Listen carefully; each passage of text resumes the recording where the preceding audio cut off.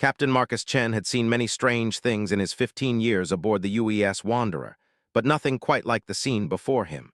The diplomatic reception hall of station buzzed with activity as representatives from a dozen different species mingled under the artificial lights. The air recyclers worked overtime to accommodate the various atmospheric requirements, creating a faint hum that Marcus had learned to ignore years ago. He stood near the refreshment area, nursing a cup of synthesized coffee that tasted almost like the real thing. Almost. His dress uniform felt stiff after months in standard ship gear, but protocol demanded proper attire when meeting new species. The Zelithian Empire had finally agreed to formal contact after decades of long-distance observation, and humanity couldn't afford to make a poor first impression. The Zelithians themselves were remarkable creatures, tall and elegant, with crystalline features that caught the light in fascinating ways. Their skin appeared to be composed of some kind of living mineral that shifted color with their emotions. Most of the delegation showed cool blues and greens, which his briefing materials indicated meant calm professionalism. Marcus adjusted his collar and scanned the crowd for his commanding officer. Admiral Patterson had insisted that all senior staff attend this historic first contact, but Marcus felt out of place among the diplomats and scientists. He was a ship captain, more comfortable on a bridge than at a cocktail party. "Captain Chen?" A melodious voice spoke behind him, the words carrying an accent he couldn't quite place. He turned to see a Zelithian female approaching. She was tall even by their standards, with features that seemed carved from pale blue crystal. Her hair moved like liquid silver, and her eyes held depths that reminded him of the space between stars. "Yes, that's me," Marcus replied, offering what he hoped was an appropriate bow. The cultural briefing had been extensive, but he still worried about making mistakes. "I am Princess Cirillith of the 7th House," she said, returning his bow with a graceful nod. "I have heard interesting things about human space vessels. Your ship, the Wanderer, has quite a reputation." Marcus felt heat rise in his cheeks. "Thank you, Your Highness. Though I think our reputation might be a bit exaggerated, we just try to do our jobs well." The princess tilted her head, studying him with those deep eyes. Her skin shifted to show flecks of gold amid the blue. "Your modesty is refreshing, Captain. In my experience, most species use first contact as an opportunity to boast of their greatest achievements." "Well, I've learned that actions speak louder than words," Marcus said, then immediately wondered if that was too casual for speaking with royalty. "I mean, Your Highness, we prefer to let our work speak for itself." A smile played across Cirillith's crystalline features. "Please, call me Cirillith, and you may speak freely. I find human directness quite appealing compared to the elaborate courtesies of my own people." Marcus relaxed slightly. "In that case, I'm curious about something.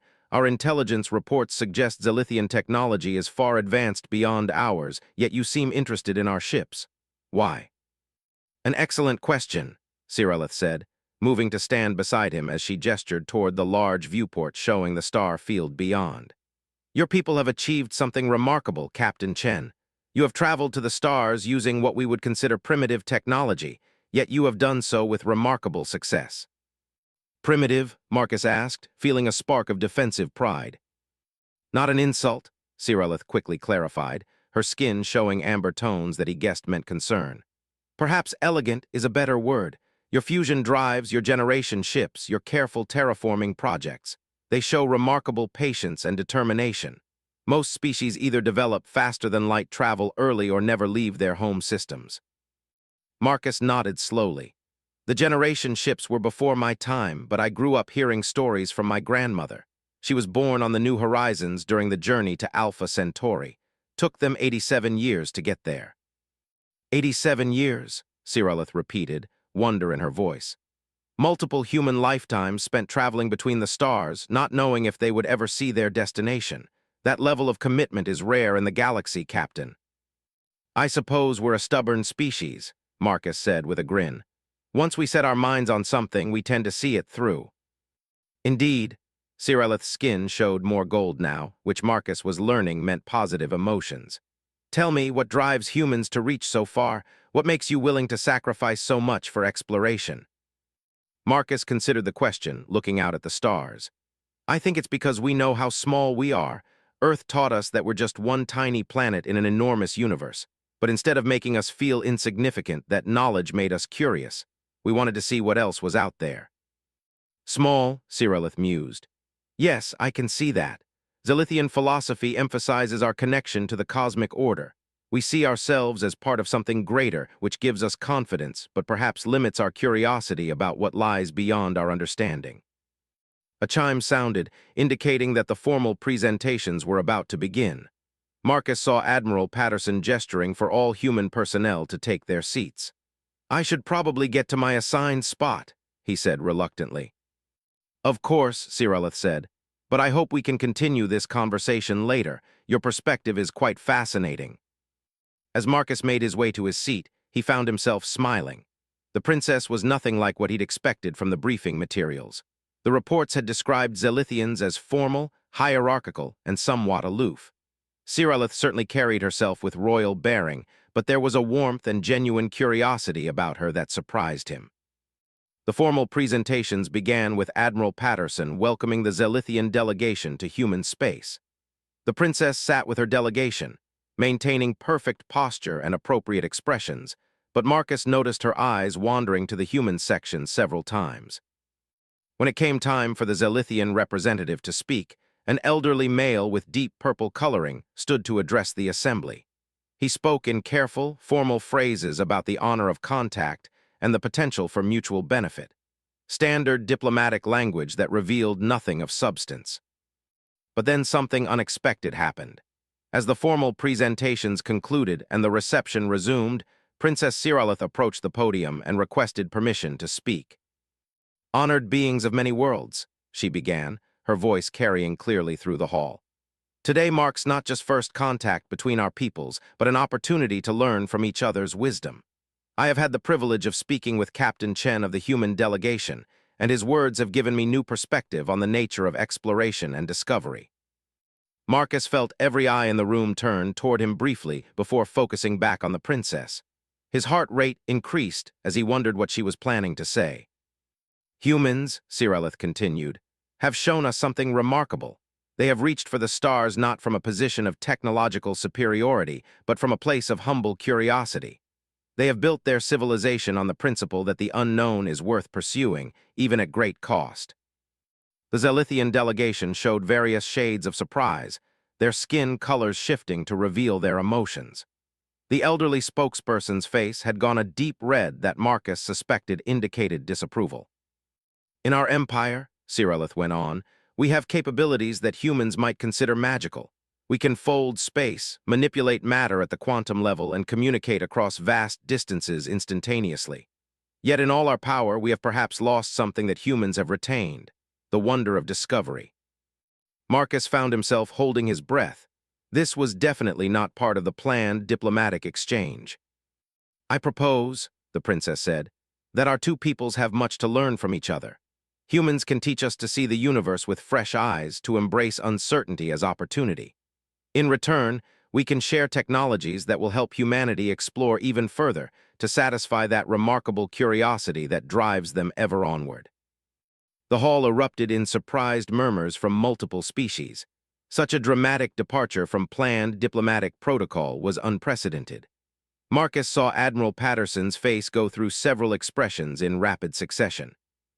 The elderly Zelithian spokesman stood quickly, his skin now showing deep red with black edges. Princess Cyrillith speaks only for herself, he announced curtly. The Zelithian Empire makes no commitments at this time. But Cyrillith continued as if he hadn't spoken. Captain Chen, would you join me, please? Marcus felt his stomach drop. Every diplomatic protocol he'd ever learned screamed at him to stay seated, to avoid making the situation worse. But something in Cyrillith's expression convinced him to stand and approach the podium. Tell them, she said as he reached her side, tell them about the generation ships. Help them understand what it means to sacrifice everything for a chance to touch the stars. Marcus looked out at the assembled delegates, representatives of civilizations far more advanced than his own. His mouth felt dry, but he began to speak. My great-grandmother was born in space, he said, his voice growing stronger as he continued. She lived her entire life aboard the New Horizons, never seeing a planetary surface until she was an old woman. She could have stayed on Earth, lived a comfortable life, died in the place where she was born. Instead, she chose to be part of something bigger than herself. He paused, seeing that he had their attention. The generation ships weren't just vessels, they were acts of faith. Thousands of people agreeing to give up everything they knew so their children and grandchildren might have a chance to build something new among the stars. The hall was completely quiet now. Even the air recyclers seemed to hum more softly. We didn't know what we'd find out here, Marcus continued. We couldn't communicate with Earth once we left. For all we knew, we were heading into empty space to die alone in the void. But we went anyway because the possibility of discovery was worth the risk. He looked at Princess Cyrillith, who was watching him with those deep, star-like eyes. Her skin showed pure gold now, brighter than he'd seen before. That's what drives us, he concluded. Not arrogance or ambition, but simple human curiosity. We look up at the stars and wonder what's out there, and we're willing to risk everything to find out. The silence that followed was broken by an unexpected sound, slow clapping from the Zelithian princess. One by one, other delegates joined in until the entire hall was filled with applause. But Marcus barely heard it. He was focused on Cyrillith's face, on the way the light played across her crystalline features, and on the realization that something significant had just happened between them. As the formal reception concluded, and delegates began to mingle again, Marcus found himself surrounded by representatives from various species, all eager to ask questions about human exploration. But his attention kept drifting to where Princess Cyrillith stood with her delegation, engaged in what appeared to be a heated discussion with the elderly spokesman. Eventually, she extracted herself from the group and made her way back to Marcus. The crowd around him seemed to sense something and gradually dispersed, leaving them alone near the viewport again. "Thank you," she said simply. "For what?" "For helping me see clearly," she replied. "For months, my advisors have been telling me that humans are primitive, that contact with your species would be of little benefit to our empire. But they're wrong."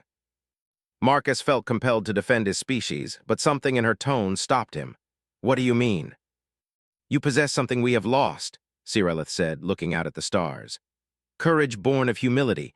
We Zelithians have become so powerful that we've forgotten what it feels like to take real risks. We've mapped every star in our territory, cataloged every world, quantified every phenomenon. There are no more mysteries for us to solve."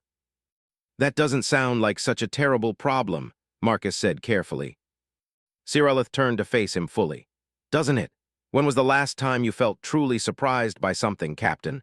When did you last discover something that completely changed your understanding of the universe?" Marcus thought about it.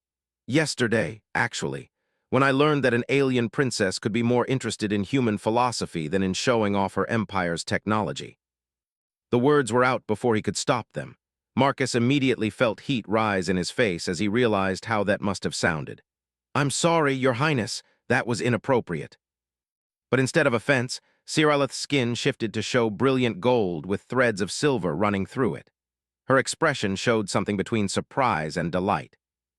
"Captain Chen," she said slowly, "in 300 years of life, I have received countless compliments about my beauty, my wisdom, my royal bearing. But no one has ever complimented my curiosity." Marcus felt his heart racing. "I just meant that you're not what I expected, in a good way." "Nor are you what I expected," Cyrillith replied, "which brings me to a proposition." "A proposition?" "I want to see your ship," she said. "Not a diplomatic tour with prepared presentations, but a real look at how humans live and work among the stars. Would you show me the Wanderer?" Marcus's mind raced through the implications. Taking an alien royal aboard a human vessel without proper diplomatic clearance would be a career-ending move. But something in Cyrillith's expression convinced him that this was important. "When?" he heard himself ask. "Tomorrow," she said. "I can arrange to slip away from my delegation for a few hours. They'll assume I'm mediating in private, as is my habit." "And why would you want to do that?" Cyrillith's smile was unlike anything Marcus had ever seen. "Because, Captain Chen, you have reminded me what it feels like to be curious, and I find that I am very curious about you." As Marcus made his way back to the human quarters that night, his mind was spinning with possibilities and concerns. He'd somehow managed to attract the attention of an alien princess, which was either the best thing that had ever happened to him or a diplomatic disaster waiting to unfold. But as he lay in his bunk, staring up at the ceiling, one thought kept recurring. For the first time in years, he was genuinely excited about what tomorrow might bring. And that, he realized, was exactly what Cyrillith had been talking about. The next morning would bring new revelations, new connections, and the beginning of something neither human nor Zelithian protocol had prepared them for. Marcus woke before his alarm, his mind already racing with the implications of what he'd agreed to do. Taking Princess Cyrillith aboard the Wanderer without proper diplomatic protocols was risky enough, but there was something more troubling him. The way she'd looked at him when she spoke about curiosity, the way her skin had shifted to colors he was beginning to recognize as indicating deep emotion. This was becoming more than a simple cultural exchange. He showered and dressed in his standard duty uniform, deciding that if he was going to break protocol, he might as well do it as himself rather than hiding behind diplomatic formality. The Wanderer was docked at Kepler Station's military section, a 20-minute transit from the diplomatic quarters. As Marcus made his way through the station's corridors, he couldn't help but notice the subtle changes in how other species' representatives looked at him. Word of yesterday's impromptu speech had apparently spread, and he found himself receiving nods of acknowledgement from delegates who had previously ignored him completely. The human section of the station was bustling with activity as crew members prepared for departure. The diplomatic meetings were scheduled to continue for another week, but several ships had received orders to resume their patrol routes. The galaxy didn't pause for first contact protocols. Marcus reached the docking bay where the Wanderer waited. She wasn't the newest ship in the fleet, but she was his ship, and he felt the familiar surge of pride as he looked at her sleek lines. The Wanderer was a deep space exploration vessel, built for long missions in unknown territory. Her hull bore the scars of 15 years among the stars, and her engines hummed with the steady reliability that had brought them safely through dozens of first contacts with hostile environments. "Captain on deck," called Lieutenant Sarah Rodriguez as Marcus entered the ship through the main airlock. She was his first officer, a sharp woman who'd served with him for 8 years. Her expression showed concern mixed with curiosity. "At ease," Marcus replied. "Sarah, I need you to prepare for a special guest." "Sir?" "Princess Cyrillith of the Zelithian delegation will be coming aboard for an informal tour. I want everything shipshape, but I also want it to be real. No hiding who we are or how we work." Rodriguez's eyebrows rose slightly. "An informal tour, sir? I wasn't aware that was on the schedule." "It's not," Marcus admitted. "This is my decision, and if it goes badly, the responsibility is entirely mine." "Understood, sir." Rodriguez paused. "If I may ask, what exactly does informal mean in this context?" Marcus considered the question. "She wants to see how humans really live and work among the stars, not the polished version we show to diplomats, but the real thing. The midnight maintenance shifts, the jury-rigged systems, the way we adapt and improvise when things go wrong." "The real thing," Rodriguez repeated thoughtfully. "That could be dangerous, sir. If she sees our limitations, it might affect the diplomatic negotiations." "Or it might help her understand what makes us who we are," Marcus replied. "Sarah, I've read the reports on Zelithian technology. They have capabilities we can barely comprehend. But yesterday, she told me something interesting. She said they've lost something we still have." "Which is?" "The courage to face the unknown." Rodriguez was quiet for a moment, then nodded slowly. "I'll have the crew prepare for a real tour then, sir. Should I inform them about what not to discuss?" "No," Marcus said, surprising himself with the decision. "Let them be themselves. If someone asks about our limitations or problems, answer honestly. The princess specifically said she was tired of diplomatic presentations." "Aye, sir." Rodriguez paused at the doorway. "For what it's worth, Captain, I think you're doing the right thing. The crew's been talking about yesterday's speech. You reminded us why we're out here." As Rodriguez left to prepare the ship, Marcus made his way to his quarters to review what he knew about Zelithian culture. The briefing materials were extensive, but focused primarily on formal protocols and social hierarchies. There was little information about individual personalities or personal motivations. What he did find concerning was a note about Princess Cyrillith's position within the Empire. She was apparently considered something of a maverick by Zelithian standards, known for questioning traditional approaches and showing interest in primitive cultures. The reports suggested that her influence within the Empire was significant but controversial. Marcus was still reading when his communicator chimed. A message from an unknown sender, Docking Bay 7, Service Entrance 3, 10 minutes. S. His heart rate increased as he realized the princess was already on her way. He quickly made his way to the designated entrance, a maintenance access typically used by repair crews. It was an odd choice, but perhaps that was the point. When the airlock cycled, Princess Cirillith stepped through wearing what appeared to be a Zelithian version of casual clothing. Instead of the elaborate robes she'd worn to the diplomatic functions, she was dressed in a simple tunic and leggings that seemed to be made of the same crystalline material as her skin. The effect was striking, making her appear almost like a living statue of precious stone. "Princess," Marcus said, offering a respectful nod. "Cirillith," she corrected with a smile. "Remember, we agreed on informality." "Right, Cirillith. Welcome aboard the Wanderer." As they walked through the ship's corridors, Marcus found himself seeing his vessel through new eyes. The walls showed signs of countless repairs and modifications, the original design adapted over years of service. Conduits ran along the ceiling where they'd been rerouted to accommodate new systems. The floors bore scuff marks from the passage of thousands of boots. "It's beautiful," Cirillith said softly, running her hand along a bulkhead where a section had been replaced with slightly different material. "Beautiful?" Marcus looked around, seeing only the accumulated wear and functional design of a working vessel. "It tells a story," she explained. "Each modification, each repair, each adaptation, your ship has grown with your crew, changed to meet their needs. Zelithian vessels are constructed to perfection and remain unchanged for centuries. But this shows life." They paused at the main engineering section, where Chief Engineer Kim Park was elbow-deep in a plasma conduit. Park looked up as they approached, her face smudged with coolant and her expression showing the focused intensity of someone solving a complex problem. "Captain," she said, then noticed Cirillith and started to straighten. "Please don't stop on our account," Cirillith said quickly. "What are you working on?" Park looked to Marcus, who nodded encouragingly. "Well, Your Highness, we've got a harmonic resonance in the plasma flow that's been driving me crazy for 3 days. The computer says everything's within normal parameters, but I can hear that it's not quite right." "You can hear it?" Cirillith asked, genuine curiosity in her voice.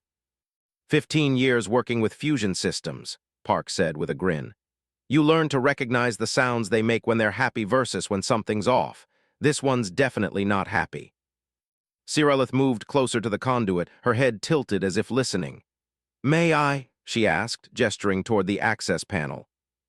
Park looked uncertain, but Marcus nodded again. Cirillith placed her hand on the conduit, and immediately her skin began to shift through a spectrum of colors, from blue to green to a deep purple. After a moment, she opened her eyes with an expression of wonder. "There's a resonance pattern in the third harmonic," she said. "Something about the molecular alignment of the conduit wall is creating interference." Park's mouth fell open. "How did you?" "We've been scanning for 3 days and couldn't isolate the frequency." "Zelithians have a natural ability to sense energy patterns," Cirillith explained. "But I've never used it to listen to machinery before. Your engines are fascinating, so complex, so many interlocking systems working in harmony." "Most of the time," Park said dryly, "when they're not being temperamental." As they continued through the ship, Marcus watched Cirillith's reactions to everything they encountered. She showed genuine interest in the hydroponic gardens where they grew fresh vegetables, asked detailed questions about the artificial gravity systems, and spent 10 minutes talking with the communications officer about the challenges of maintaining contact across interstellar distances. But it was in the crew quarters that her reaction surprised him most. The rooms were small, functional, designed for efficiency rather than comfort. Each crew member had personalized their space with photos, artwork, personal items that spoke of homes and families light years away. "They carry Earth with them," Cirillith observed, studying a collection of photographs showing families, pets, landscapes from a dozen different worlds. "In a way," Marcus agreed. "When you're months or years between ports, these reminders of home become precious." "But don't they want to go back, to see these people and places again?" Marcus thought about it. "Some do. Most of us signed up for deep space service knowing we might not see home for years at a time, but that's not the same as being exiled. We chose this life." "Why?" It was such a simple question, but it cut to the heart of everything. Marcus found himself thinking of his grandmother's stories about the generation ships. about people who gave up everything for the chance to see what lay beyond the next star. Because someone has to be first, he said finally. Someone has to be willing to go where no one has gone before, to make contact with species like yours, to chart the unknown regions. It's not comfortable or safe, but it's necessary. They were interrupted by an alarm klaxon. Marcus's communicator crackled immediately. Captain to the bridge, priority 1 contact. Marcus felt his stomach drop. I'm sorry, he told Cyrillith. Duty calls. May I come with you? She asked. I promise I'll stay out of the way. Against his better judgment, Marcus nodded. They made their way quickly to the bridge, where Lieutenant Rodriguez was coordinating responses to what appeared to be a distress signal. Report, Marcus called as he took his command chair. Unknown vessel, approximately 40,000 kilometers off our starboard bow, Rodriguez replied crisply. They're transmitting a standard distress signal, but the ship configuration doesn't match any known design. Marcus studied the tactical display. The vessel was clearly damaged, venting atmosphere and showing signs of recent combat. But its design was unlike anything in the database. Life signs, he asked. Confirmed, multiple life forms, species unknown. They're trying to hail us, but we can't establish communication. Their transmission protocols are completely alien. Marcus felt the familiar weight of command decisions. They were in neutral space, technically still within the bounds of the diplomatic conference. Any action they took would have political implications, but someone was dying out there. Options, he asked. We could contact Kepler Station, request instructions from the diplomatic corps, Rodriguez suggested. Or we could render assistance under standard space rescue protocols.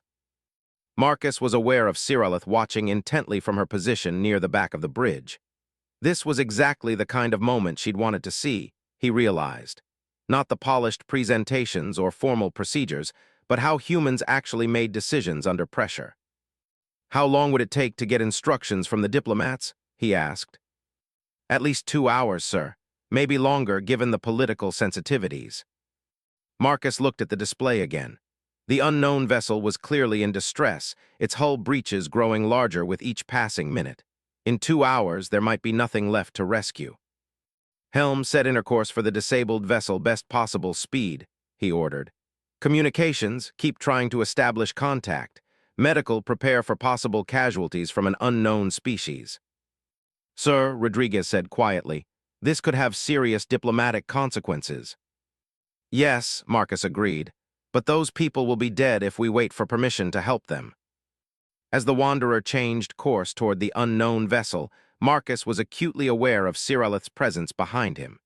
He wondered what she thought of his decision, whether Zelithians would have made the same choice. Captain, the communications officer called. I'm getting something, audio only, very faint. Put it through. The bridge filled with what sounded like static, but gradually Marcus could make out patterns in the noise. Voices, definitely, but speaking in no language he'd ever heard. The tone was unmistakably urgent, pleading. They're asking for help, Cyrillith said suddenly. Every head on the bridge turned toward her.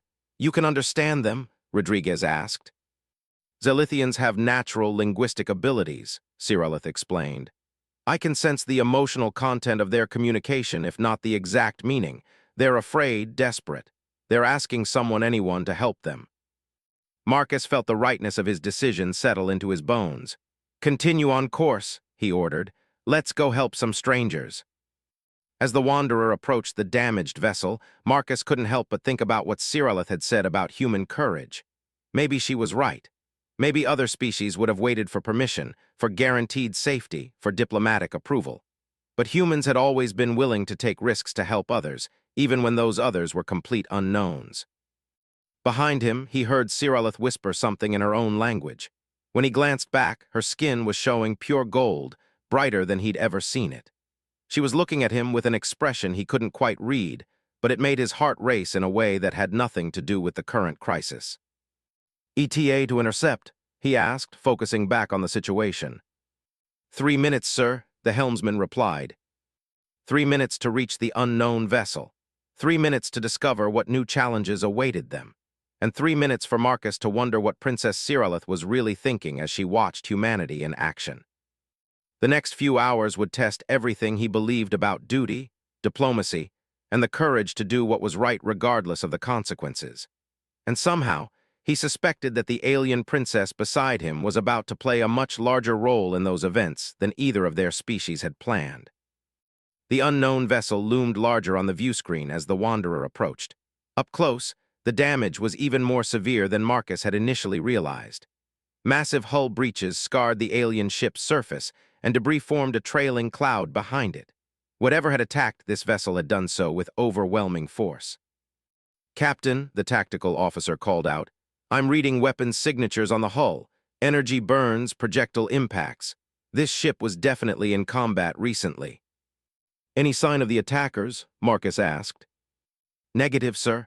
Long-range sensors show no other vessels in the area." Marcus studied the tactical display, weighing options. The damage patterns were unlike anything in their database, suggesting weapons technology that was completely foreign to both human and known alien designs. "Sir," Lieutenant Rodriguez said quietly, "we should consider the possibility that this is some kind of trap." It was a valid concern. First contact situations were always unpredictable, and there was no way to know the intentions of whoever was aboard that vessel. But as Marcus watched the ship's hull continue to rupture, spilling atmosphere and debris into space, his decision remained unchanged. "Understood, but we maintain course," he replied. "Keep shields up and weapons ready, but we're going to help them." Behind him, Princess Cirillith moved closer to the communications station. "Captain, may I try something?" Marcus looked at her, nodding the intense concentration on her crystalline features. "What did you have in mind?" "Zelithians can project emotional content across language barriers," she explained. "If I can establish some kind of basic communication, it might help us understand their situation." "Do it," Marcus said immediately. Cirillith placed her hands on the communications console, and immediately her skin began to shift through a complex pattern of colors. The bridge crew watched in fascination as she seemed to enter some kind of meditative state. "I'm getting a response," the communications officer reported. "The signal strength is increasing and the patterns are becoming more organized." Through the speakers came a series of sounds that gradually became more structured, more musical. It was still incomprehensible as language, but there was an undeniable sense of intelligence behind it. "They're trying to tell us something," Cirillith said, her eyes still closed. "There's urgency, but also gratitude. They're surprised that someone is coming to help them." "Can you ask them about their attackers?" Cirillith's expression grew troubled. "Fear," she said. "Deep fear. Whatever attacked them, they're terrified it might come back. They're warning us." Before Marcus could respond, the tactical officer's voice cut through the bridge chatter. "Captain, multiple contacts bearing 27 Mark IV. They just dropped out of some kind of faster-than-light travel." The main view screen shifted to show 3 vessels approaching at high speed. Their design was angular, aggressive, with weapon ports that were already glowing with charged energy. Unlike the damaged ship they'd come to rescue, these vessels were clearly built for one purpose: destruction. "Red alert," Marcus ordered. "Shields to maximum, weapons hot." "Sir, incoming transmission from the lead vessel," the communications officer reported. "Let's hear it." A harsh, guttural voice filled the bridge, speaking in accented but recognizable standard galactic. "Unknown vessel, you will withdraw immediately. The criminals you seek to aid have stolen property belonging to the hegemony. Interfere with our justice, and you will share their fate." Marcus felt his jaw clench. The tone was arrogant, dismissive, treating both the damaged ship and the Wanderer as insignificant obstacles. It was exactly the kind of attitude that had always rubbed him the wrong way. "This is Captain Marcus Chen of the UES Wanderer," he replied. "These are neutral space lanes under the jurisdiction of the Galactic Diplomatic Council. State your identity and the nature of your claim." The response was immediate and harsh. "We are the Korthak hegemony, and we recognize no authority but our own. You have 10 seconds to withdraw or be destroyed." "Captain," Rodriguez said urgently, "their weapons are charging. Energy levels are off the charts." Marcus looked at the tactical display. 3 heavily armed vessels against 1 exploration ship. The mathematics were not encouraging, but between them and the unknown refugees was a ship full of beings who had asked for help, who were depending on the Wanderer for protection. Lieutenant Rodriguez, get me a channel to Kepler Station, maximum priority, he ordered. Let them know what's happening here. Aye, sir, channel open. This is Captain Chen to Kepler Station Control. We are engaged with hostile vessels identifying themselves as the Korthak hegemony. They are attempting to prevent us from rendering assistance to a ship in distress. Request immediate support and diplomatic intervention. Acknowledged, Wanderer. Help is on the way, but ETA is 45 minutes minimum. 45 minutes. Marcus looked at the tactical display again. The Korthak vessels would be in weapons range in less than 2 minutes. Captain, Siralith said urgently, the refugees are trying to tell us something else. They're saying they're not criminals. I think the word translates as escapees or freedom seekers. The implications hit Marcus like a physical blow. Not criminals, but refugees. People fleeing oppression, seeking freedom, and now trapped between their pursuers and the void of space. Time to weapons range, he asked. 90 seconds, the tactical officer replied. Marcus stood from his command chair, feeling the weight of the decision before him. The smart military choice would be to withdraw, to let the Korthak handle their own affairs, and avoid an international incident. The safe diplomatic choice would be to wait for support from Kepler Station, to follow proper procedures. But sometimes the right choice wasn't the smart one or the safe one. All hands, this is the captain, he announced over the ship's intercom. We are about to engage hostile vessels to protect refugees in distress. This is not a fight we sought, but it's one we will not run from. Every soul aboard that damaged ship is depending on us to stand between them and those who would drag them back into slavery. We are the line. We hold here. The bridge crew responded with grim determination, hands moving efficiently over their controls as they prepared for combat. But it was Siralith's reaction that caught Marcus's attention. Her skin had shifted to pure silver, a color he'd never seen before, and her eyes were wide with something between amazement and fear. Captain, she said quietly, you're really going to fight them. 3 ships against 1 in defense of people you've never met. Yes, Marcus replied simply, it's what we do. Your crew could die. Yes, you could die. Marcus looked at her, seeing his own reflection in her crystalline features. Princess, someone once told me that humans possess courage born of humility. Maybe this is what she meant. The Korthak vessels were closing fast, their weapons now fully charged and targeting the Wanderer. On the tactical display, Marcus could see that they were powerful ships, clearly designed for intimidation and overwhelming force. But as he watched, something unexpected happened. The damaged refugee ship, despite its severe wounds, began to move. Slowly, painfully, it positioned itself between the Wanderer and the Korthak vessels. Sir, the communications officer said, we're receiving a transmission from the refugee ship. Put it through. This time the voice was clearer, though still speaking in the unknown language. But through the universal translator, boosted by Siralith's telepathic abilities, the meaning came through. Noble strangers, we will not let you die for us. Our ship may be broken, but our weapons still function. We stand with you. Marcus felt a surge of emotion that had nothing to do with tactical considerations. Here were beings he'd never met, refugees fleeing oppression, willing to risk their lives for strangers who had shown them kindness. Rodriguez, he said, signal the refugee ship. Tell them we're honored to stand with them. Aye, sir. The Korthak response was predictably violent. All 3 vessels opened fire simultaneously, energy beams and projectiles filling the space around them. The Wanderer's shields flared as they absorbed the initial barrage, but Marcus could see they wouldn't last long under this kind of punishment. Return fire, he ordered. Target their weapon systems.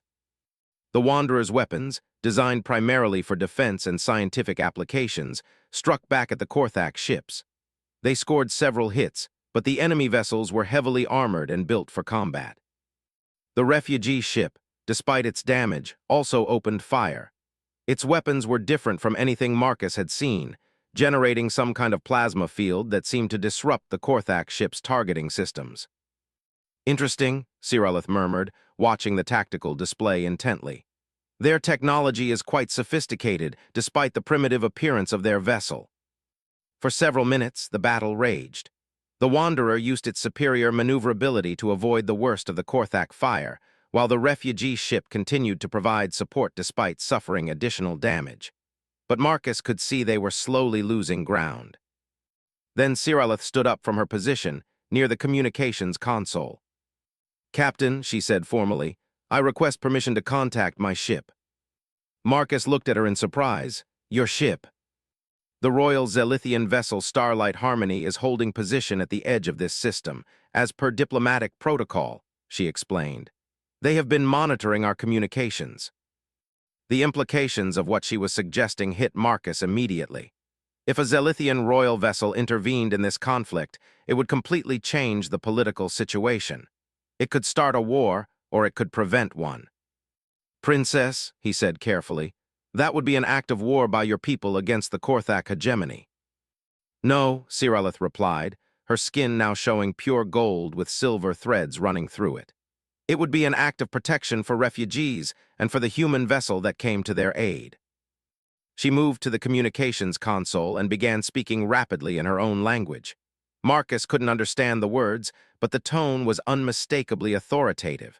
This was not a request she was making, but a royal command. The response came quickly, also in Zelithian, and Marcus could see the satisfaction on Siralith's face as she listened. "Captain Chen," she announced, "the Starlight Harmony will arrive in approximately 3 minutes. My cousin, Admiral Threlith, sends his regards and his weapons." "Princess," Marcus said, "why? Why would you risk a diplomatic incident to help us?" Siralith looked at him with those deep, star-like eyes, and her expression was unlike anything he'd seen from her before. There was determination there, and something else that made his heart race. "Because," she said quietly, "you have shown me what it means to do the right thing regardless of the consequences. You could have withdrawn, could have waited for orders, could have let the refugees face their fate alone. But you didn't. You stood your ground because it was right, not because it was safe or politically expedient." The Wanderer shook under another barrage from the Korthak ships, but Marcus barely noticed. He was focused entirely on Siralith's words, on the way her voice carried conviction that went beyond mere admiration. And she continued, her skin now showing colors Marcus had never seen before. "You paid me a compliment yesterday that no one has ever given me before. You said I was not what you expected, in a good way. You valued my curiosity over my rank, my questions over my answers." "Princess." "So now I will pay you a compliment that I have never given anyone," she said, stepping closer to him. "You are not just a good man, Marcus Chen. You are the kind of man who makes me want to be better than I am. The kind of man who reminds me what it means to have courage." Before Marcus could respond, the tactical display lit up with new contacts. 3 more ships had just dropped out of faster-than-light travel, but these were different from the Korthak vessels. Sleek, elegant, and radiating power that made the Wanderer's sensors struggle to get accurate readings. "Zelithian ships," Rodriguez announced unnecessarily. Everyone on the bridge could see the beautiful, crystalline designs that seemed to shift and flow like living things. The lead Korthak vessel immediately hailed the newcomers, demanding that they withdraw from what they claimed was an internal matter. The response came in perfect standard Galactic, delivered in a voice that carried absolute authority. "This is Admiral Threlith of the Royal Zelithian Navy. You will cease your attack on the refugee vessel and the human ship immediately, or you will face the consequences." "You have no authority here, Zelithian," the Korthak commander snarled back. "This is our space, our law." "Wrong," the Admiral replied calmly. "This is neutral space under the jurisdiction of the Galactic Diplomatic Council. More importantly, you are threatening a vessel carrying my cousin, Princess Siralith of the 7th House. That makes this very much our business." The change in the Korthak response was immediate. The knowledge that they were facing not just Zelithian ships, but ships carrying royalty, clearly shifted their calculations. "We were not aware of the princess's presence," the Korthak commander said, his tone much less aggressive. "We will withdraw, but the criminals must be returned to face justice." "They are refugees seeking asylum," Admiral Threlith replied. "Under galactic law, they are entitled to protection. You will withdraw immediately, or I will interpret your continued presence as an act of aggression against the Zelithian Empire." For a long moment, the Korthak ships held their position. Then, without another word, they engaged their faster-than-light drives and disappeared from the system. The bridge of the Wanderer was quiet except for the hum of systems returning to normal status. Marcus looked around at his crew, seeing exhaustion and relief in equal measure. They had faced overwhelming odds and survived, but only because Princess Cyrillith had chosen to risk everything to help them. "Princess," he said quietly, "thank you." Cyrillith smiled, and for the first time since he'd met her, her crystalline features showed complete happiness. "Captain Chen," she replied, "thank you for showing me what humans call courage, and thank you for reminding me that sometimes the most important compliments are the ones that see who we really are, not who we're supposed to be." As medical teams from both ships began coordinating care for the refugees, and as diplomatic messages flowed between various authorities, Marcus found himself wondering what would happen next. The crisis was over, but something fundamental had changed between him and the alien princess who had risked everything to stand with humanity. And as he watched her coordinate with her cousin's fleet, speaking with royal authority but never losing the curious, thoughtful demeanor that had first attracted his attention, Marcus realized that the most dangerous part of this whole encounter might just be beginning. The medical bay of the Wanderer had been transformed into an emergency treatment center. Dr. Elizabeth Carter and her team worked alongside Zelithian medical specialists to treat the refugees from the damaged ship. The beings they were helping belonged to a species none of them had encountered before, tall and willowy with skin that seemed to shift between blue and green depending on their emotional state. Marcus stood in the doorway, watching the coordinated effort. The language barriers had been largely overcome thanks to Princess Cyrillith's telepathic abilities and the universal translators, but the real communication was happening without words. Human and Zelithian medical personnel worked together with an efficiency that transcended species differences, focused entirely on preserving life. "They're called the Kyrathi," Cyrillith said, appearing beside him.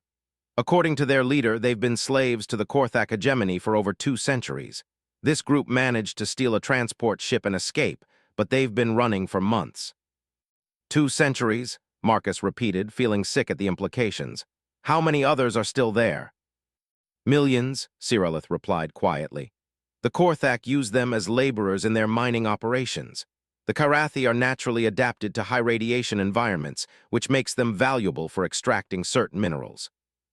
Marcus watched as Dr. Carter carefully treated a young Kyrathi who couldn't have been more than a child. The being's skin showed pale yellow colors that Cyrillith had explained indicated pain and fear, but also flickers of brighter blue that meant hope. "What happens now?" Marcus asked. "The Korthak will want them back, and from what I've read about the hegemony, they don't give up easily." "That," said a new voice, "is something we need to discuss." Marcus turned to see Admiral Threlith entering the medical bay. The Zelithian admiral was tall even by their standards, with deep blue crystalline skin marked by silver lines that indicated high rank. His bearing was unmistakably military, but his expression showed the same thoughtful intelligence Marcus had noticed in Cyrillith. "Admiral," Marcus said, offering a respectful nod. "Captain Chen," Threlith replied, "I wanted to thank you personally for what you did here today. Standing between refugees and their pursuers, risking your ship and crew for beings you'd never met, that takes a special kind of courage." "With respect, Admiral, I was just doing my job." Threlith's expression showed something that might have been amusement. "I can see why my cousin finds you interesting. Just doing my job, indeed." He paused, studying Marcus with the same intensity Cyrillith had shown. "Captain, what do you know about the political situation in this sector?" "Very little," Marcus admitted. "Human space is still relatively small compared to the established powers. We try to stay neutral in conflicts that don't directly affect us." "A wise policy," Threlith agreed. "But I'm afraid this situation may change that. The Korthak hegemony has been expanding aggressively for decades. They conquer species, enslave populations, strip worlds of resources. Up until now, the major powers have chosen to ignore them because they stayed in their own territory." "But they're not staying in their own territory anymore," Marcus guessed. "Exactly. The refugees you rescued today aren't the first group to escape. The Korthak are now actively pursuing their former slaves into neutral space, claiming the right to retrieve their property wherever they find them." Cyrillith spoke up from where she'd been listening to their conversation. "The Galactic Council has been debating the issue for months, but they can't agree on a response. Some species want to avoid confrontation with the Korthak, Others think they need to be stopped before they expand further. Marcus considered this information. And where does the Zelithian Empire stand? Officially, Threlith said, we maintain that all beings have the right to freedom, but we also respect the sovereignty of other species within their own territory. Unofficially, the Admiral's expression hardened. Unofficially, we're sick of watching civilizations get ground under the Korthak boot while the galaxy's leaders debate protocol. Which brings us to why we're really here, Cirillith added. Cousin, tell him about the proposal. Threlith nodded. Captain Chen, what would you say if I told you there was a way to stop the Korthak expansion permanently? I'd say it sounds too good to be true, Marcus replied honestly. Perhaps, but consider this. The Korthak hegemony's power comes from their slave labor and their ability to intimidate other species into compliance. What if we could undermine both of those advantages? How? By establishing a formal refugee protection corridor, Cirillith said, her voice carrying excitement. A joint operation between human, Zelithian, and other willing species to provide safe passage for anyone fleeing oppression. Marcus felt his pulse quicken as the implications became clear. You're talking about organized resistance to the Korthak slave trade. I'm talking about humanitarian assistance, Threlith corrected. Providing protection for refugees, establishing safe havens, ensuring that freedom seekers have somewhere to go when they escape. The Korthak would see it as an act of war. They would try, the Admiral agreed. But here's the beautiful part. It would be completely legal under galactic law. The right to asylum is established precedent. We wouldn't be attacking Korthak territory or ships, just protecting people who have already escaped. Marcus walked over to one of the medical stations, where a Kyrathi elder was recovering from radiation poisoning. The being looked up at him with large, expressive eyes that held depths of suffering Marcus couldn't fully comprehend. Through the translator, the Kyrathi spoke in a voice barely above a whisper. You fought for us, strangers, yet you risked everything. Why? The question hit Marcus harder than he'd expected.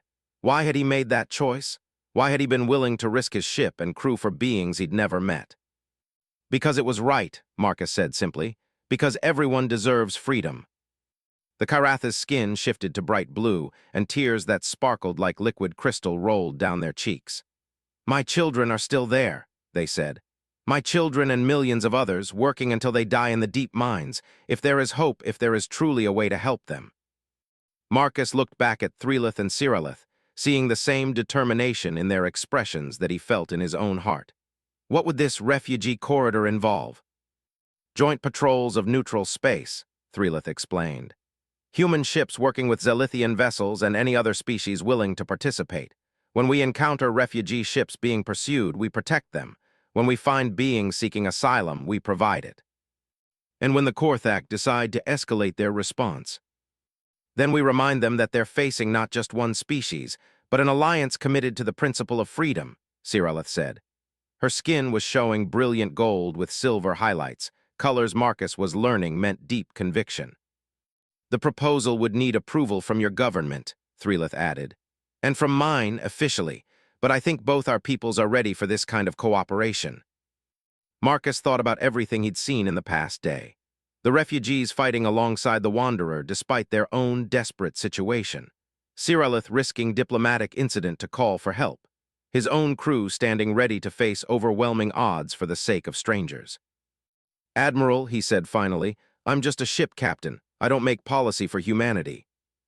No, Threlith agreed. But you've just demonstrated something that will make policy much easier to decide. You've shown that humans and Zelithians can work together when it matters. That we share the same values when it comes to protecting the innocent. Captain, Cirillith added quietly, there's something else you should know. The formal proposal for the refugee corridor will be presented to both our governments. But someone needs to take command of the joint operations, someone who understands both species and has proven they can make the hard decisions. Marcus felt his stomach drop as the implications became clear. You're offering me a job. We're offering you a chance to make a difference, Cirillith corrected. Joint Commander of the Freedom Corridor Initiative, with authority to coordinate operations between human and Zelithian forces. The magnitude of what they were suggesting was staggering.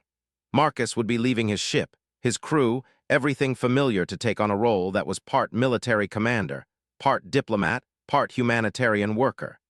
It would mean working closely with Cyrilith on a daily basis, building something entirely new between their species. "I need to think about this," he said.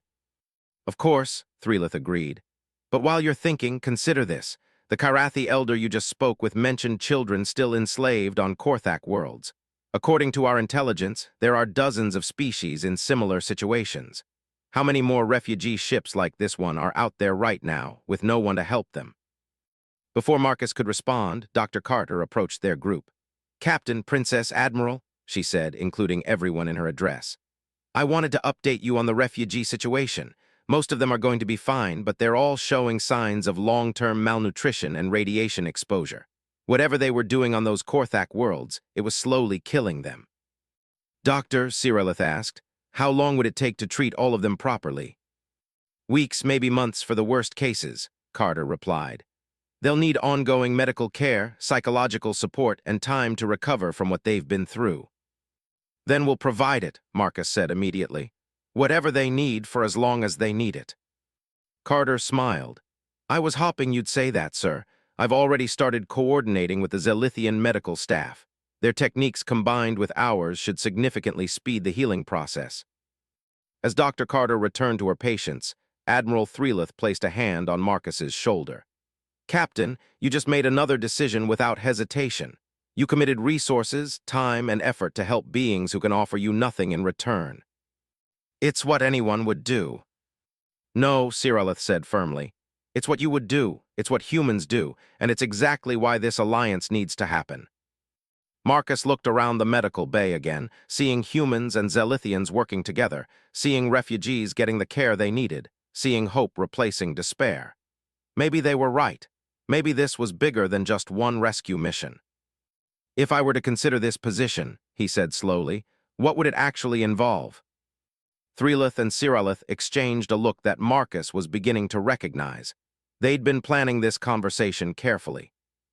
"You would command a joint fleet of human and Zelithian vessels," Threlith explained. "Your mission would be to patrol neutral space, provide assistance to refugees, and coordinate with other species willing to participate. You'd have full authority to engage hostile forces threatening refugee vessels." "I'd report to both governments." "You'd report to a joint council," Cyrilith clarified. "Representatives from all participating species. The goal is to keep this truly multinational, not dominated by any single power." "And you would be part of this council?" Marcus asked, looking directly at Cyrilith. Her skin showed colors he was still learning to read, but her voice was steady as she replied. "I would be the Zelithian representative, yes. We would be working together quite closely." The implications of that statement hung in the air between them. Marcus found himself thinking not just about the political and military aspects of the proposal, but about what it would mean to work alongside Cyrilith every day, to build something important with her. "There's one more thing," Threlith added. "If you accept this position, you would need to spend time on Zelithian worlds, learning our culture and military procedures. Similarly, Zelithian officers would train with human forces. Full integration." Marcus imagined himself walking on alien worlds, learning to understand a completely different civilization, working to build bridges between species that had never truly cooperated before. It was exciting and terrifying in equal measure. "How soon do you need an answer?" he asked.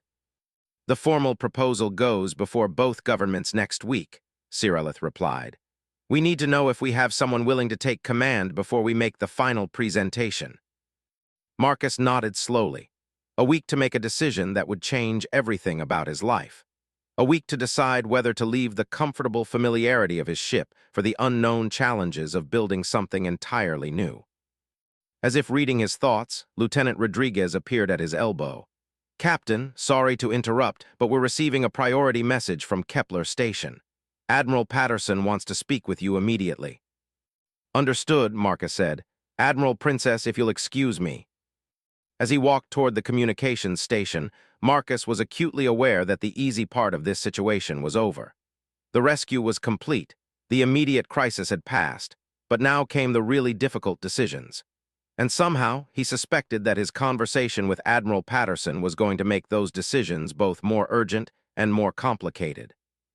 The communication from Admiral Patterson was everything Marcus had expected it to be, and worse.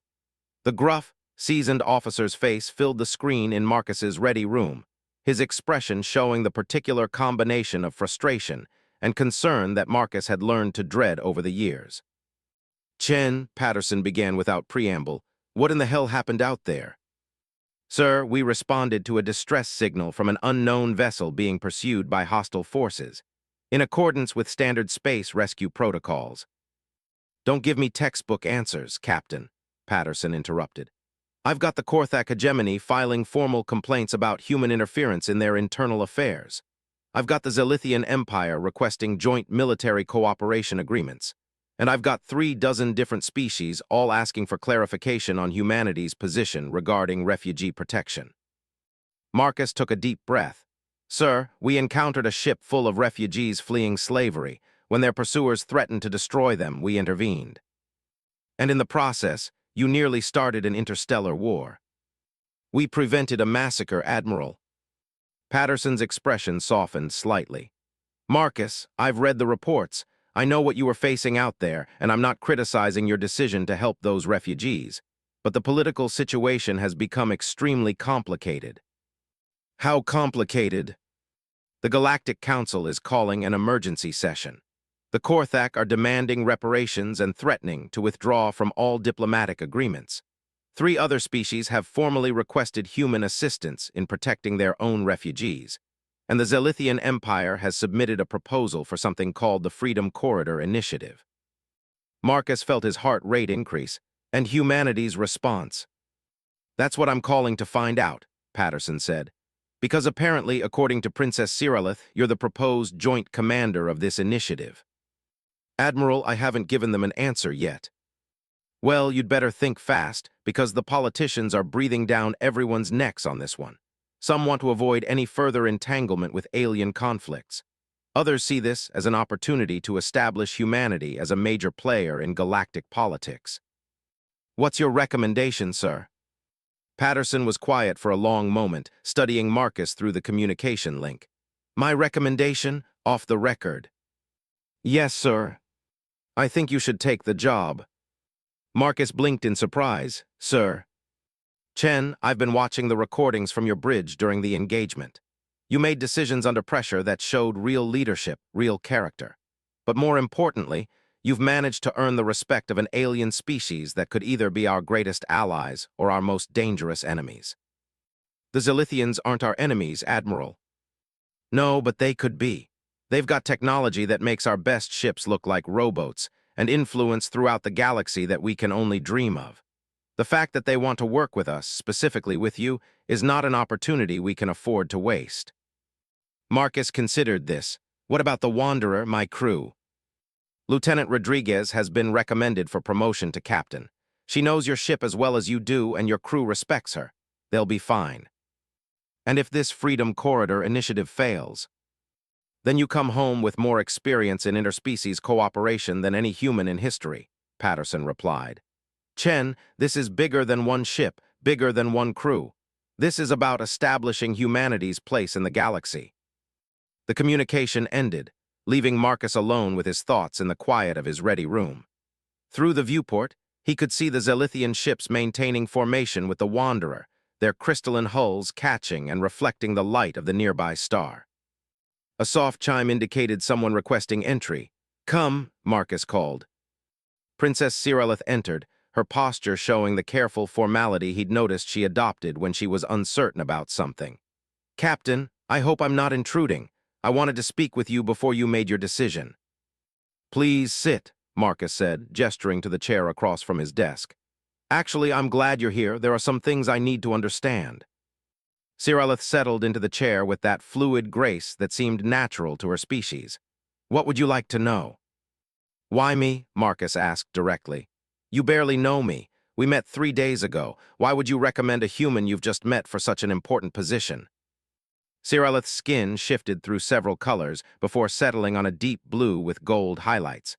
"Do you remember what you said when you first complimented me?" "I said you weren't what I expected." Yes, and do you know why that affected me so strongly? Marcus shook his head. Because for 300 years, everyone who has ever spoken to me has known exactly what to expect. I am Princess Cirillith of the Seventh House, royal heir, diplomatic representative, accomplished in all the proper arts and knowledgeable in all the appropriate subjects. I am precisely what I am supposed to be. She leaned forward slightly, her expression becoming more intense. But you didn't see a title or a position. You saw someone whose curiosity surprised you, someone whose questions were more interesting than her answers. For the first time in my very long life, someone valued me for who I am rather than what I represent. Cirillith, let me finish, she said gently. Yesterday, when you chose to fight 3 ships to protect refugees, you showed me something I've never seen before. You showed me what it looks like when someone makes a decision based purely on what's right, without considering the personal cost or political implications. Marcus felt heat rise in his cheeks. I'm not some kind of hero, princess. I just did what anyone would do. No, she said firmly. You did what you would do, and that's exactly why this alliance needs you. She paused, her skin showing patterns of color he was still learning to read. There's something else, something I haven't told you. What? The refugees you saved weren't the first. There have been others over the past months, refugees fleeing Korthak oppression. Most of them didn't make it. They were recaptured, or their ships were destroyed, or they died in the void between stars. Marcus felt sick. How many? Thousands, maybe tens of thousands.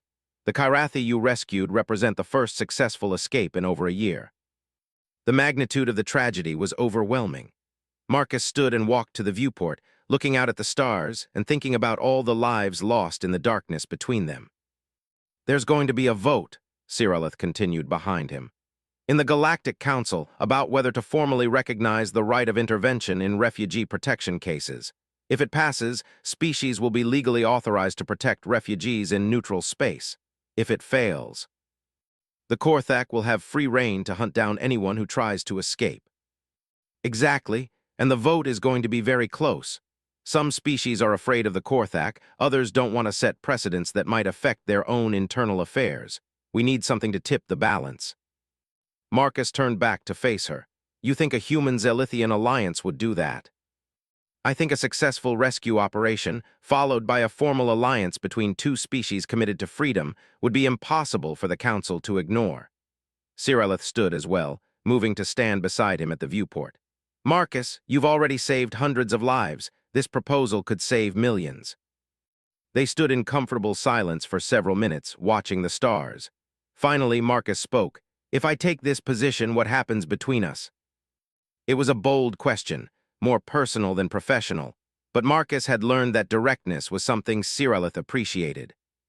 Her skin shifted to show silver threads running through the gold, a pattern Marcus had never seen before. What do you want to happen between us? I don't know, Marcus admitted. I know that you're the most remarkable person I've ever met. I know that when you look at me, I see myself differently than I ever have before. And I know that working together on something this important would either bring us closer together or tear us apart. Cirillith turned to face him fully, her deep eyes reflecting the starlight.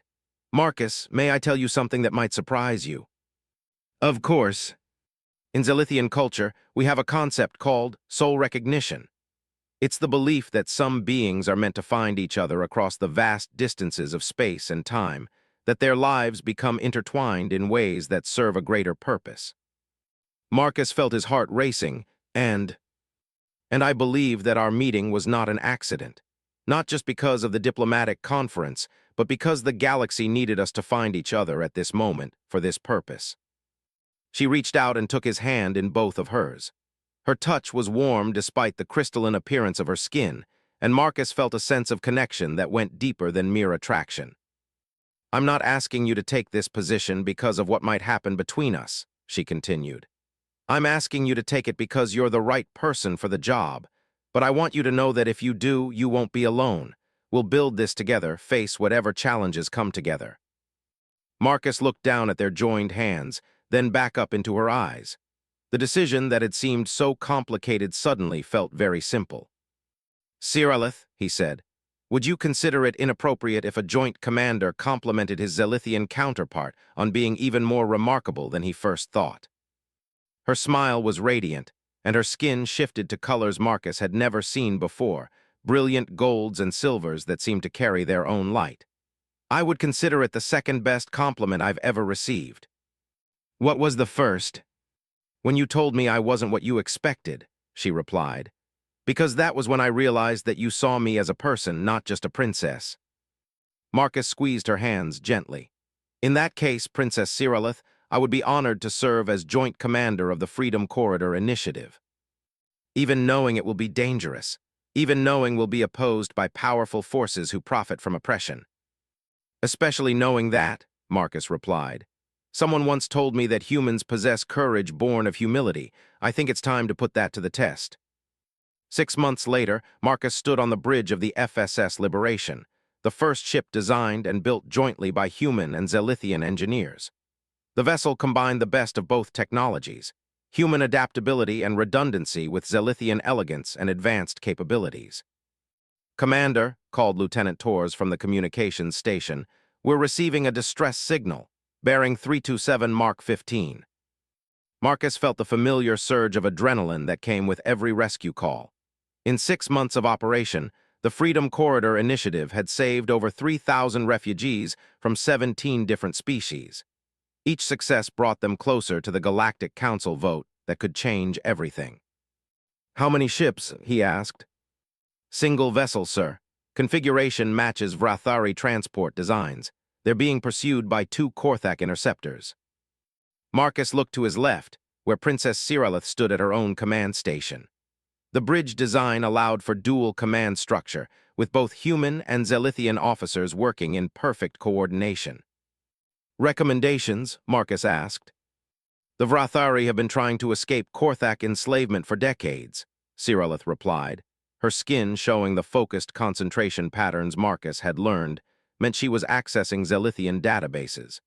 "If we can get them to safety, it could convince the Vrathari delegation to support the council vote." And the political implications of another confrontation with Korthak forces. "At this point, Commander, I think we're past worrying about Korthak sensibilities," Cyrillith said with a smile that was all too human in its determination. "Besides, Admiral Threelith's new battle group just finished exercises in this sector. I believe they're still in the area." Marcus grinned. After months of working together, he'd learned to recognize when Cyrillith was being strategically modest about her family's military resources. "Very well, helm intercept course maximum speed. Communications, signal Admiral Threelith's group and apprise them of the situation. Tactical, ready all weapon systems." "Aye, sir," came the coordinated response from both human and Zelithian crew members. As the Liberation raced toward the confrontation, Marcus reflected on how much had changed since that first meeting at Kepler Station. The Freedom Corridor Initiative had grown from a desperate proposal to a functioning alliance involving 7 species. Refugee camps had been established on 3 worlds, providing safe havens for those fleeing oppression. Most importantly, the galaxy was finally paying attention to the Korthak problem. "Commander," Cyrillith said quietly, "the vote is tomorrow." Marcus nodded. 6 months of rescue operations, diplomatic negotiations, and careful relationship building had led to this moment. The Galactic Council would finally vote on formal recognition of refugee protection rights. If it passed, the Freedom Corridor would become a permanent institution with full legal authority. If it failed. "How are you feeling about our chances?" Marcus asked. "Cautiously optimistic," Cyrillith replied. "We have confirmed support from 12 species, probable support from 6 more. The opposition consists mainly of the Korthak's allies and a few species that prefer isolation. And the deciding votes will depend on whether we can demonstrate continued success," she said, gesturing toward the tactical display where the Vrathari ship was now visible, still fleeing its pursuers. The rescue proceeded with practiced efficiency. The Liberation's advanced shields protected the refugee vessel, while Admiral Threelith's ships convinced the Korthak interceptors that discretion was the better part of valor. Within an hour, another group of former slaves was free. But as Marcus watched the Vrathari refugees being transferred to the Liberation's medical bay, he noticed something different about this group. They weren't just grateful, they were organized. Their leader, a tall being with copper-colored skin and multiple arms, approached Marcus with purposeful stride. Commander Chen, the Vrathari said through the universal translator. I am Corvex, former mining supervisor of Korthak Installation 77 Alpha. I have information that your alliance needs. What kind of information? Siralith asked, joining their conversation. The Korthak are planning something, Corvex replied. A demonstration of power designed to discourage further interference with their operations. They're going to attack one of your refugee camps. Marcus felt ice form in his stomach. Which one? New Haven Colony. They know it's the largest, with refugees from the most species. An attack there would send a message to everyone thinking of seeking asylum. When? Siralith asked urgently. Soon, perhaps days, maybe hours. I escaped with this information, hopping to warn you. Marcus and Siralith exchanged glances. New Haven was home to over 10,000 refugees from 20 different species. It was also lightly defended, intended to be a place of peace and healing rather than a military installation. Commander, Tors called from communications, priority message from New Haven. They're reporting unusual sensor readings on their perimeter. On screen, Marcus ordered. The image that appeared showed Captain Rodriguez, now in command of the orbital defense platform protecting New Haven. Behind her, Marcus could see the frantic activity of a command center responding to crisis. Marcus, Rodriguez said without preamble, we've got incoming. Multiple Korthak battle groups estimated arrival in 6 hours. They're not responding to our hails, and their approach vectors suggest they mean business. How many ships? Siralith asked. 27 confirmed, probably more behind them. This isn't a raid, Marcus. This is an invasion fleet. Marcus felt the weight of command settle on his shoulders. The Korthak had finally decided to escalate beyond individual pursuit missions. They were going to make a statement in blood and fire, trying to end the refugee protection movement with one devastating attack. All right, he said, his voice carrying the calm authority he'd learned from years of command. Tors, get me a channel to all Freedom Corridor ships in this sector.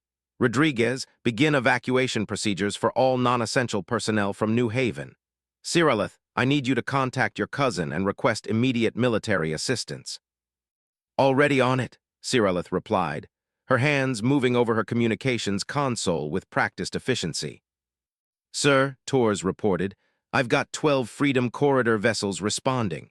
Estimated total firepower is maybe half of what the Korthak are bringing. Marcus nodded grimly. They were outnumbered and outgunned, facing an enemy that had finally decided to solve their refugee problem with overwhelming force. But as he looked around the bridge at the mixed human and Zelithian crew, all of them preparing for battle with quiet determination, he realized something important. Siralith, he said, do you remember what you told me about soul recognition? Of course, she replied, pausing in her communications work. I think you were right. I think the galaxy did need us to find each other for exactly this moment. Her skin shifted to brilliant gold with silver threads. The pattern he'd learned meant deep love and absolute trust.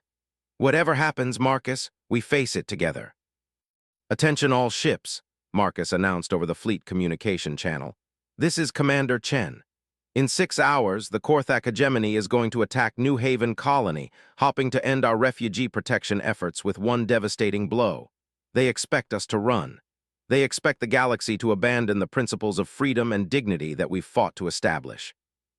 He paused, looking out at the stars where somewhere, 27 enemy warships were racing toward a colony of innocents. They're wrong, he continued. Today we make our stand. Today we show the galaxy what happens when free beings unite against oppression. Today we prove that courage isn't the absence of fear, but the willingness to do what's right in spite of fear. The response came from ship after ship. Understood, Commander, we're with you. As the Liberation and its escort fleet raced toward New Haven, Marcus thought about the compliment that had started everything. He'd told an alien princess that she wasn't what he expected, and she'd replied by helping him become something he'd never imagined he could be. Tomorrow, the Galactic Council would vote on refugee protection. But today, they would fight to ensure there was still a tomorrow for the innocents they'd sworn to protect. Commander, Siralith said quietly, whatever happens in the next few hours, I want you to know something. What's that?